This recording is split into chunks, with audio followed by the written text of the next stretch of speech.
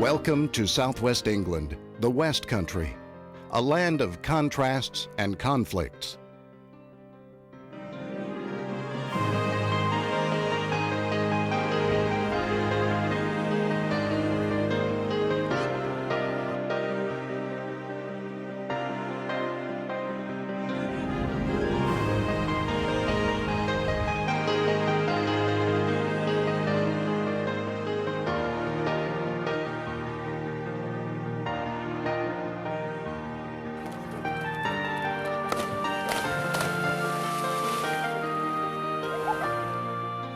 For centuries, the rolling hills and sheer cliffs of the West Country have stood as silent witnesses to the battles and builders which shaped a nation.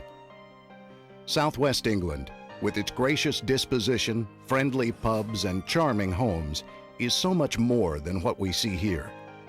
Ruins and grand cathedrals offer glimpses into a rich and tumultuous history. Castles, fortresses, and Stone Age structures beckon visitors to be a part of the vivid stories of kings, conquerors, and mysterious builders. Legends of King Arthur, clashes between church and state, and tales of daring sea captains can all be explored within a day trip of each other. This will be a view of England as you've never seen it before. A view of life in the West Country.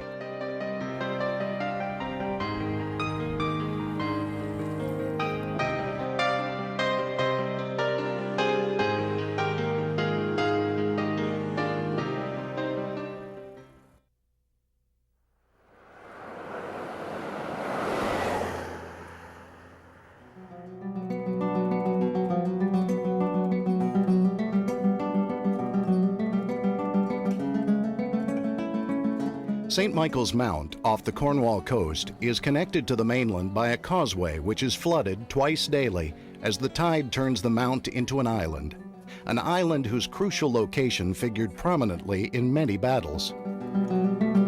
When the ships of the Spanish Armada threatened Cornwall in 1587, a beacon in the Abbey church tower signaled their approach. The granite stronghold provided a commanding view of the sea and all warships on the horizon. So valuable was this strategic advantage that the Roman Empire, Spain, France, Normandy, and various factions of Englishmen shed much blood in order to control this fortress mount. The mount was named for the Archangel Michael. Ancient Cornish legend tells of a vision of St. Michael appearing high on the cliffs to fishermen in the sea below. The vision reportedly took place in the year 495 AD. Throughout the Middle Ages, the faithful would make pilgrimages to this holy place. A monastery was erected in 1135 AD. It was associated as a dependency of the Benedictine Abbey of Mount Saint Michel, located across the English Channel off the coast of Normandy in France. Today, tourists walk the same path that the pilgrims trod hundreds of years ago. Then, the devoted would gather at the town of Marazion and pause in their long trek. The only time that they could walk to the mount was at low tide. At other times, the path would be impassable due to the incoming waters, and boats would be the only way to access the mount. Richard Carew wrote in 1602, "Who knows not St. Michael's Mount, the pilgrim's holy vaunt? Both land and island twice a day, both fort and port of haunt." The mount was, for most of its history, an abbey first and foremost. But in 1535, King Henry VIII seized the wealth of the monastery during what is known as the dissolution of the Catholic Church in England. The buildings and land then passed into private hands.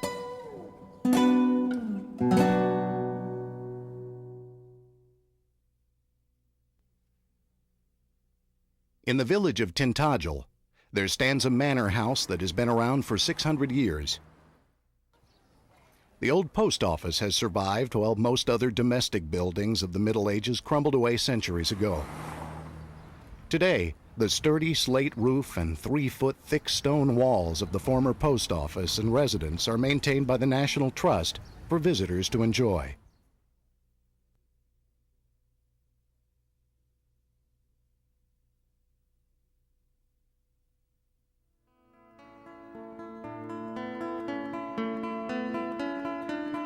Near Penzance stands one of England's best preserved stone circles, called the Merry Maidens.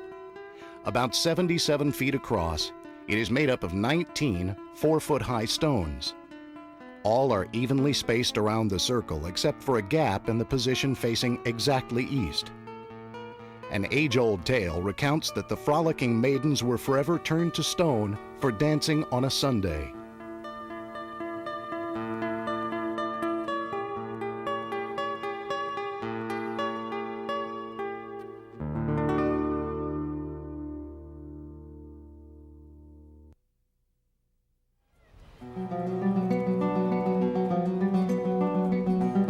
The westernmost point of land in Cornwall and all of England is Land's End, the last stop before New York City. There's no town here, just a cluster of restaurants, hotels, and attractions to accommodate tourists who have flocked to this isolated spot over the years to view its rustic beauty.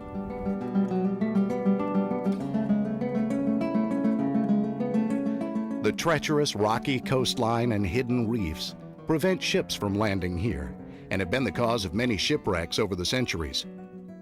Now, a lighthouse stands a mile and a half offshore to warn sailors of the danger. There are over 1,000 recorded shipwrecks within 5 miles of this coast. The Dollar Cove Suspension Bridge gives tourists a dramatic view of the cove, accompanied by the cry of the gulls. Savage winds and turbulent currents have etched out fabulous rock formations, such as Dr. Johnson's Head, named after Dr. Samuel Johnson, British writer and commentator of the 18th century. Today, the natural stone likeness of the good doctor gazes eternally out from the sculpted shorelines of Land's End.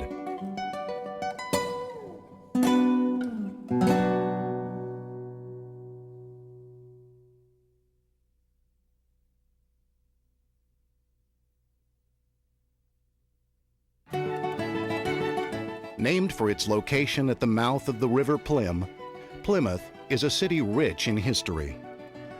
As a large port, it was a key departure point for colonization voyages, the most famous of which was the Mayflower in 1620, which carried the Pilgrims to their religious refuge in New England. It was also the launching point for Sir Francis Drake on his 1577 circumnavigation of the globe. Later, Drake commanded the English fleet from this port in a series of battles with the invading Spanish Armada, ending in a British victory in 1588. During the English Civil War, which spanned the years from 1642 to 1660, the people of Plymouth supported Oliver Cromwell and Parliament. Once the war was over and Charles II was restored to the throne, he commissioned the building of the Royal Citadel, supposedly to provide protection against invasion by sea. But with its cannon directed at both sea and town, some believed the fort was intended to remind the rebellious people of Plymouth that the monarchy was again in charge. Alongside Sutton Harbor lies the Barbican or Elizabethan section. This is what was left of Old Plymouth after 75,000 buildings were destroyed by the German Blitzkrieg in World War II. Among other historic buildings, tourists can tour the Elizabethan House and Gardens as well as the Blackfriars Distillery, now owned by Coates, makers of the famous Beefeater's Gin. In the city center, which was largely rebuilt after World War II, a few original buildings remain, including the imposing Guild Hall.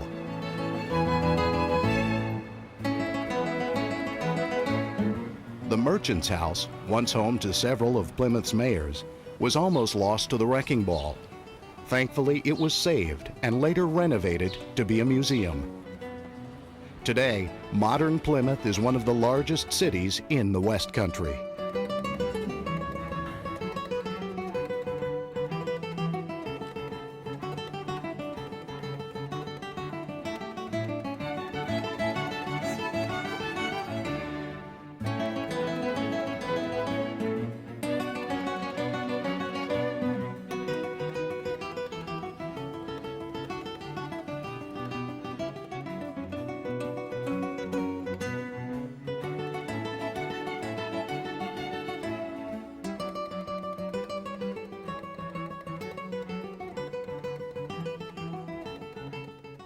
Its location and history ensure that Plymouth will play an important role in the future of southwest England.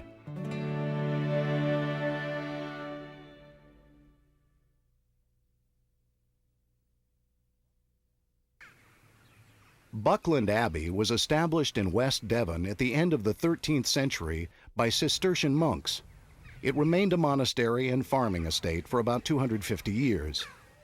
Today, Buckland Abbey's property manager for the National Trust, Michael Coxon, explains the Abbey's changeover from a religious institution to a private residence. When Henry VIII dissolved the monasteries during the 16th century, the estate was acquired by the Grenville family, and eventually Sir Richard Grenville the Younger undertook to do something rather unusual. Rather than just knocking down the abbey and its buildings and building a mansion house nearby, he decided that he would convert the shell of the church into a domestic dwelling. The Grenville family didn't hold the house for very long, because eventually it was acquired by Sir Francis Drake, and it remained not only his home until he died, but also the home of the Drake family all the way through to the middle of the 20th century.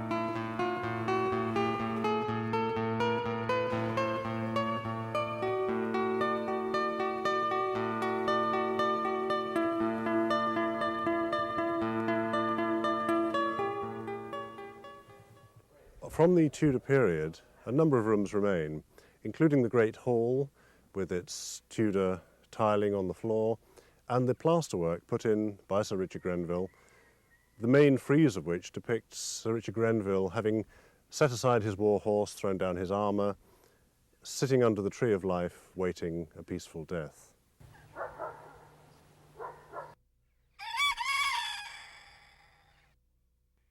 The National Trust acquired the property from the Drake estate in 1948 and opened it to the public so that generations to come would be able to enjoy this unique estate.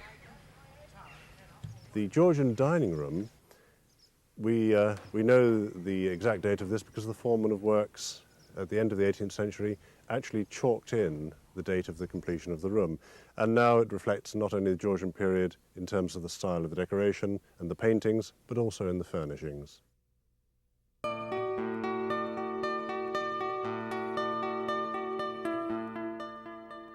Looking at such an elegant room, it's hard to believe that this mansion was actually designed as an austere stone abbey.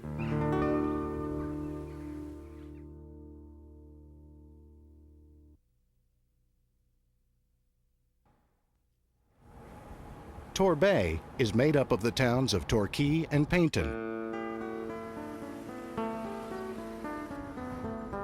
It's referred to as the English Riviera because of its warmer, sunny climate, palm trees, and numerous hotels on the hills overlooking the sea.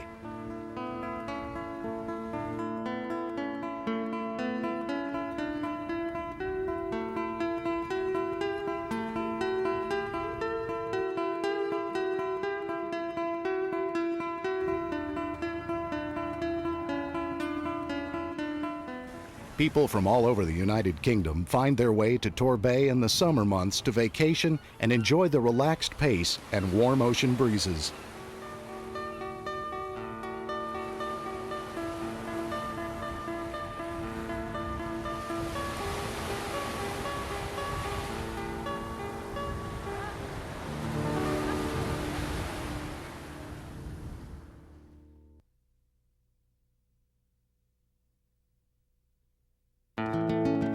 The city of Exeter, the council home of Devon County, is a popular tourist destination because of its modern attractions as well as its grand history. Started as a tribal settlement, it was captured by the Romans in the 1st century AD. The Romans then built up the city and surrounded it with a great stone wall. Large portions of the wall remain to this day, marking the limits of the old city. Some other points of interest in Exeter are the Custom House, shopping areas including various street performers, the Royal Albert Museum, and the Exeter Cathedral, dating back to 12th century AD.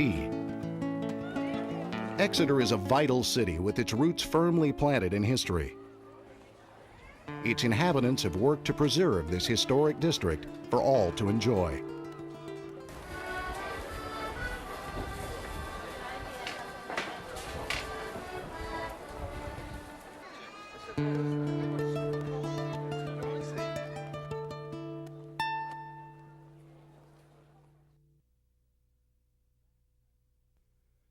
The vast pasture lands of Dartmoor National Park are dotted with grazing animals who seem oblivious to the human traffic whizzing by.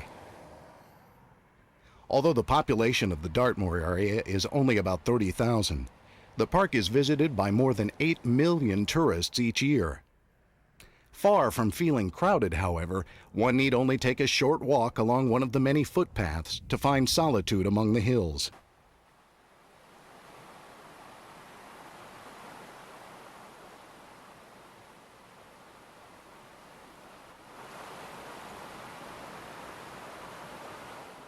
Nestled along the winding roads of Dartmoor lie the granite cottages of the quaint village of Widdicombe in the moor.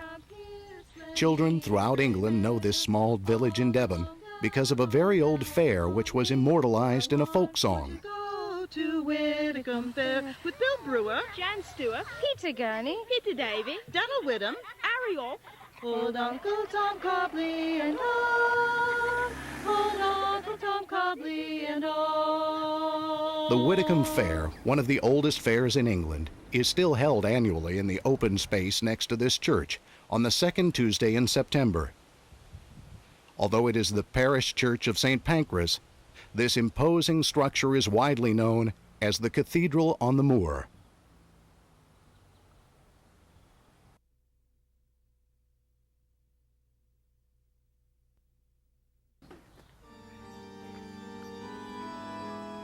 Glastonbury Abbey, once a monument to its religious, educational, and political power, today lies mostly in ruin. Legend has it that this is King Arthur and Queen Guinevere's final resting place, the fabled Avon. This magnificent abbey church was rebuilt starting in 1190 after the original Norman church was destroyed in a catastrophic fire. During the reconstruction, the bones of Arthur and Guinevere were said to have been unearthed. This discovery heightened the fame and distinction of the abbey. Ironically, the great wealth and power the abbey experienced in its heyday contributed to its downfall. It became a prime target of King Henry VIII in his clash with Pope Clement VII. In 1535, the forces of one of the king's inner circle of counselors, Thomas Cromwell, seized the abbey and plundered its enormous wealth. Abandoned and unprotected, the abbey lay victim to peasants who scavenged stones for local construction. The only building left whole today is this 14th century abbot's kitchen. Here, an historical actor gives a personal account of a monk's life in Glastonbury Abbey. I am the cook here in the Abbot's kitchen. May I welcome you all, and I welcome all pilgrims, friends, and travellers. My job is to cook for the Abbot and for his guests. Most of my day, you see, is taken up by working, for as St. Benedict said, labore est aurore. Labour is prayer, work is prayer. And so my work is my prayer. Although we do have 8 services per day. We are woken at 2 o'clock in the morning with the Office of Vigils, and then we have Matins, and then we have the Office of Lords. We are then allowed to return to our dormitory for our second sleep. You'll see, that's where we're blessed, for we have 2 sleeps per day instead of the 1. And then we are woken again at 6 o'clock in the morning for the Office of Prime. After the Office of Prime, we are allowed to wash our hands and to comb our hair. That's one of the shortest services I attend. After that, we are then allowed to work, and we are allowed one meal per day. Yes, normally about 2 o'clock in the afternoon, we are allowed bread and vegetables and beer and wine. Well, that is our day complete. We finish at 9 o'clock in the evening with the Office of Compline. I welcome you to Glastonbury and hope you have a marvellous day here. Till we meet again, may God be with you, and may St. Christopher protect you on your travels. Thank you. All that remains of this once glorious abbey are these ruins. Not only was this treasure trove of architecture destroyed, but centuries of knowledge contained in illuminated manuscripts were lost to the ages. These barren remains serve as a reminder of the disastrous possibilities in the struggle of power between church and state.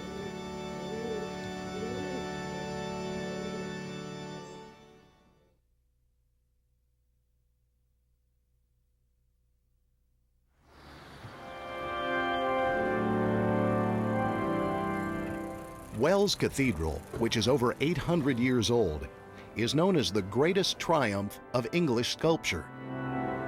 The west front portrays Christ in majesty, flanked by 2 angels, with his 12 apostles just below, as well as an array of saints, kings, queens, bishops, and cardinals, many of which are life-size. In medieval times, the statues were brightly colored and gilded, creating what has been called the Bible in stone. The cathedral and town were named for the wells that fed and continue to feed this pond. The waters were widely believed to have curative qualities and attracted visitors from far and near. An early Saxon church was originally founded on this site in 705 A.D. This is the Cathedral Church of St Andrew in Wells, which was begun in the year 1180. It was begun at the eastern end, and the point where the tower was reached was about 1200. But because the eastern end was altered in the 14th century, you get a much better idea of the original architecture from where we're standing now in the nave. One of the things which is unusual about Wells Cathedral is that under the tower it has inverted arches. These are not part of the original architecture, but were installed in 1338 when the tower was raised to its present height. The tower had in fact been leaning in this direction. It's about 3.5 inches out of true. And they tried various first aid measures to shore it up, blocking up the arcading at this end near the tower. But then eventually they put in the big arches which you see there. Another fascinating aspect of Wells Cathedral lies below the architecture itself. Throughout the ages, the cathedral has been the final resting place of many of the most influential bishops, deans, canons, and even some family members. But as each important religious leader died, the cathedral carried on.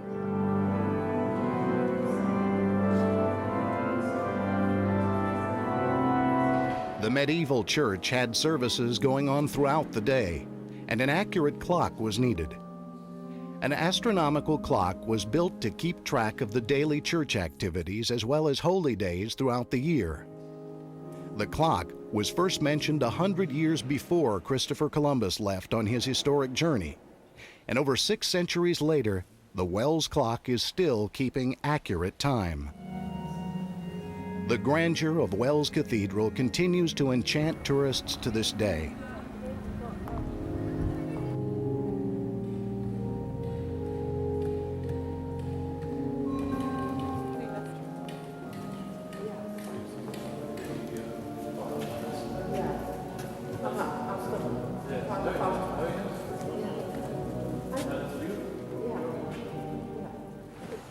The size, the architecture, and the history of Wells Cathedral combine to leave visitors inspired with a sense of awe.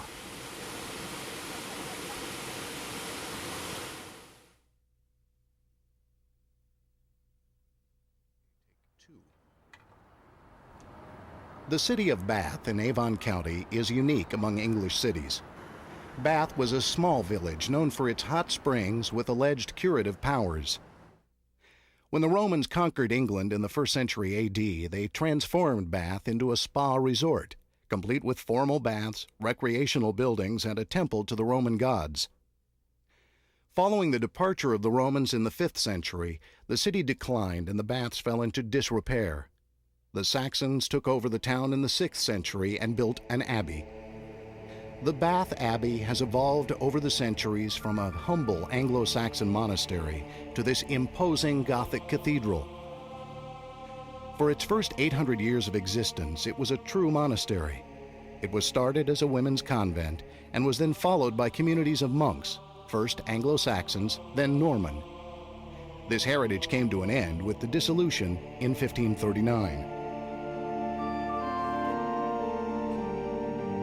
The Abbey Church then lapsed into ruins until it was restored as a parish church in the early 1600s.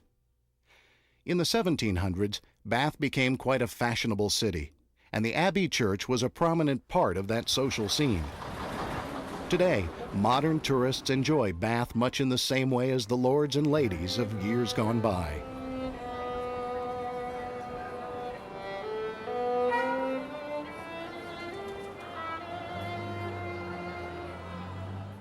The city of Bath is filled with what seems to be ancient Roman architecture.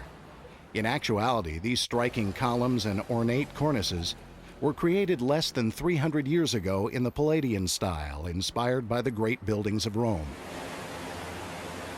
Crossing the Avon River into central Bath is the Pulteney Bridge, whose architecture was based on the Ponte Vecchio in Florence.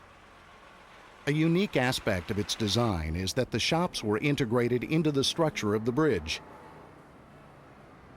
Another striking example of the Palladian style is the circus, originally known as the King's Circus.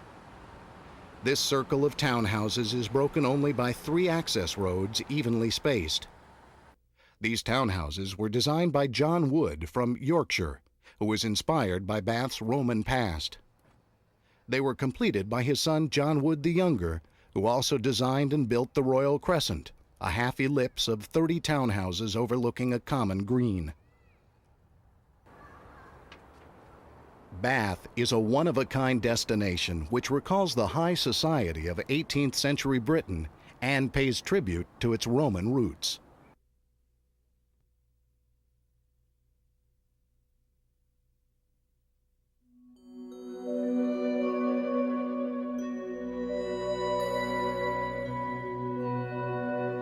A huge mystery looms above this southwestern English countryside.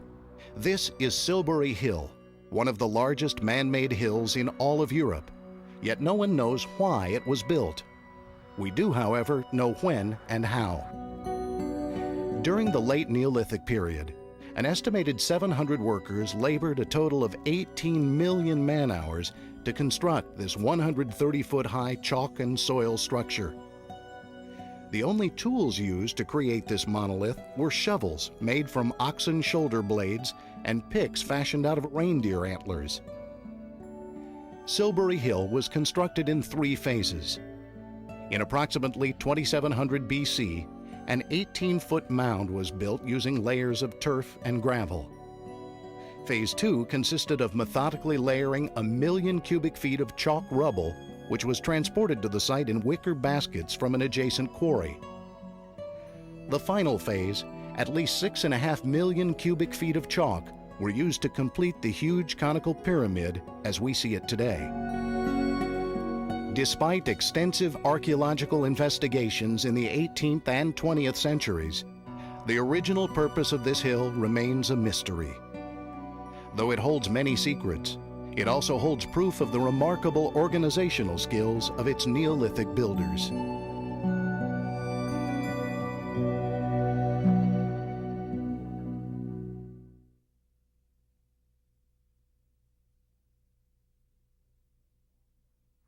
West Kennet Long Barrow is England's best preserved ancient burial chamber. It was built from huge, upright sandstone rocks called sarsens, which were moved into position using ropes and log rollers. One of the unique aspects of this long barrow is the fact that it was not a place for internment of whole bodies. Rather, it held only skulls and selected bones. Experts suggest that this repository of clan remains served as a momentous link, a unity of sorts, between the living and their forebears. The Long Barrow consists of 5 burial chambers or vaults, opening onto a 300-foot central walkway terminating in the west chamber. It was built around 3500 BC. Now, over 5,000 years later, aside from the absence of bones, the tomb remains substantially as it was in prehistoric times. Autumn is actually the best.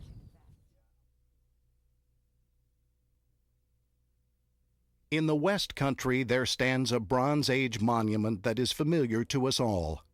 Stonehenge dominates the countryside and remains today as it has for over 4 millennia. It is believed that Stonehenge was a solar calendar that marked important religious and agricultural dates. It was an homage to and study of the sun. But Stonehenge is not one of a kind. In fact, located not 30 miles north are the mysterious Avebury Circles, what historians have called the second greatest henge in Britain. About 5,500 years ago, Neolithic people transformed this part of England from nomadic life to farming with domesticated animals. They cleared the forest and constructed causeway camps like this one at what is now Avebury Village. Originally, the site was a 28-acre circular clearing surrounded by a 30-foot deep trench. Time has filled in the trench, thus forming the far more gradual slopes we see today. At Avebury, 2 causeways or roads crossed the trench and led into the camp, intersecting at the center. It's believed that at this initial phase, Avebury was used as a common grazing ground and meeting area. The stone circles were erected much later, around 1800 BC, by a Bronze Age people known as Beaker folk, named for the unique pottery they left behind.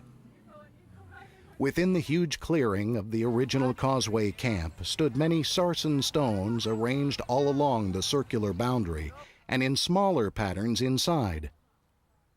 Unlike the sarsens at Stonehenge, which are dressed and have capstones, the stones at Avebury are roughly hewn and not capped.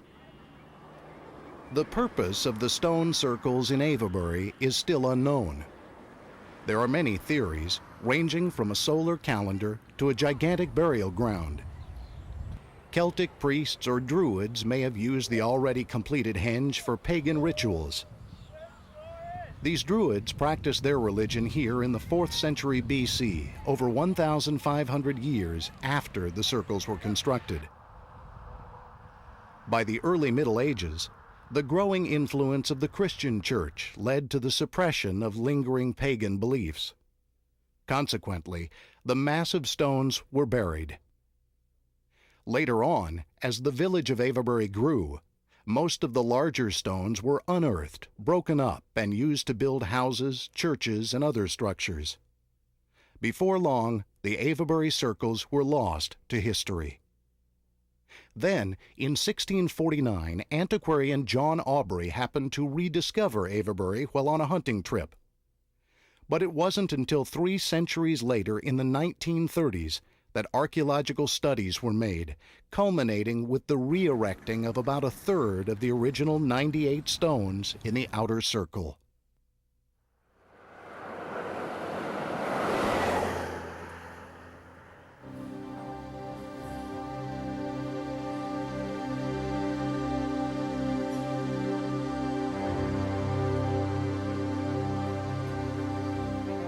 Old Hairy Rocks in Dorset County are 2 chalk cliffs which have broken off from the mainland due to the effects of gale-force winds and powerful waves. The large gap between the 2 rocks was formed in the winter of 1920 after hundreds of years of erosion. Geologists predict further breaks in the future as small arches expand over time. The name Old Harry is a country expression for the devil. Because of the many shipwrecks on this outcropping, sailors of old may well have viewed this ancient crag as Lucifer himself. This peaceful view belies the destructive potential of this natural formation. The imposing chalk cliffs are accessible by a picturesque mile-long footpath.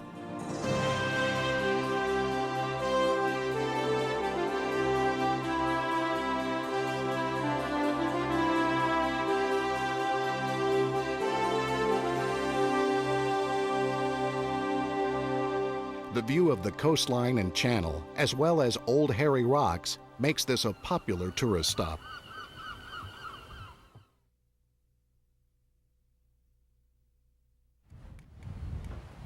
Lyme is a busy seaside town, known for its imposing white cliffs. Since 1284, when the king gave it a royal charter, the town has been called Lyme Regis, or the King's Lyme. It had a rich seafaring and shipbuilding tradition throughout the Middle Ages. Longboats would pull up alongside the cliffs in order to mine the limestone. Now the only mining done there is for the rare fossils found embedded in the soft rock. In the 1700s, Lyme gradually transformed itself into a summer place for the wealthy, as medical writers began to prefer the healing powers of seawater over the crowded waters at Bath. Author Jane Austen described Lyme Regis in her novel Persuasion. The remarkable situation of the town, the principal street almost hurrying into the water. Today, Lyme Regis is a tourist town, alive mainly in the summertime, famous for its fossils and proud past.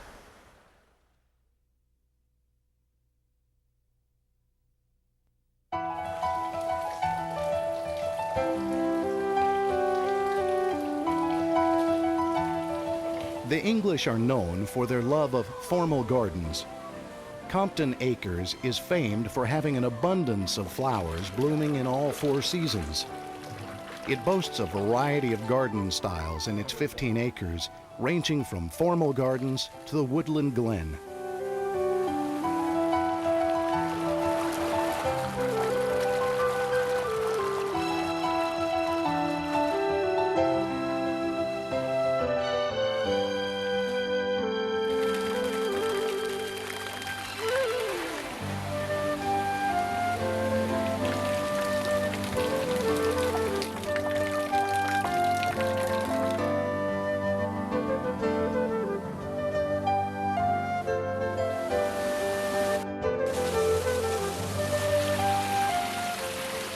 The gentle and accessible paths at Compton Acres make it especially inviting to older tourists. However, anyone who appreciates beauty and nature will find it well worth the price of admission. British novelist Thomas Hardy, author of Far from the Madding Crowd, was born and grew up in Higher Bockhampton in Dorset County. A 10-minute walk down this quiet lane brings us to his boyhood home, built by Hardy's great-grandfather in 1800. The author had frail health as a child and was sent to Mr. Last's Academy for Young Gentlemen at age 9. There he excelled in spite of his late start and quickly surpassed his classmates in reading and writing ability. He became a prolific author and poet, his name immortalized in stone in the Poets' Corner of Westminster Abbey. In spite of Hardy's sickly youth, he lived to the ripe old age of 88. Maiden Castle, located near the town of Dorchester, isn't a castle in the modern sense. It is in fact an Iron Age hill fort. The building of these earthen ramparts was begun around 3000 BC and was completed in approximately 100 BC. The height of the fortress provided a military advantage, while the 50-foot deep trenches slowed enemy advances. In 43 AD, Maiden Castle fell due to relentless attacks by Roman conquerors. The structures were burned and the inhabitants killed. The Romans occupied the hill until 400 AD, when the site, including a Romano-British temple, was abandoned. This once fought-over man-made hill is today perceived by visitors to be just a natural part of this peaceful landscape. In central Dorset, a 180-foot giant watches over the countryside. This is the Cerne giant, a Roman artifact which was carved into this chalk hillside and dates back to the 2nd century AD. It is believed to be a fertility god, or perhaps an image of the Emperor Commodus, the self-declared reincarnation of Hercules.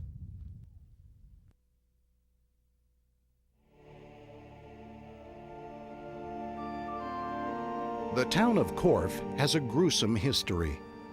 Legend tells of 17-year-old King Edward's murder at the request of his own stepmother. In this village in 978 AD, young Edward was stabbed in the back by assassins and his body disposed of in a plot to place his half-brother Ethelred the Unready on the throne. Corfe Castle was built in the late 11th century by William the Conqueror. It was built as a royal residence and fortress.